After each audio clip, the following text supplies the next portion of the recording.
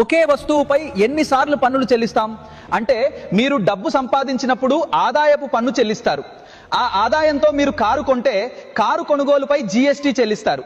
Car కొన్నప్పుడు road పన్ను కూడా ప్రభుత్వం మీ నుండి వసూలు చేస్తుంది.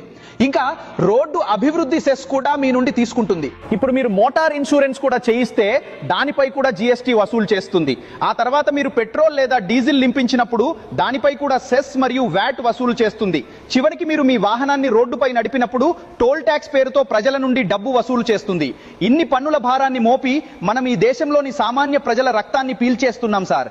ఈ దేశంలో ద్రవ్యోల్బణంపై కూడా జీఎస్టీ పడుతోంది. అది ఎలా పడుతోంది? 100 రూపాయలకు అమ్ముడయ్యే ఒక ఉత్పత్తిపై 18% జీఎస్టీ ఉండేది. ఈ రోజు ఆ వస్తువు ధర పెరిగి 100 నుండి 150 రూపాయలకు అమ్ముడవుతుంది. 150 పై 18% జీఎస్టీ విధించారు.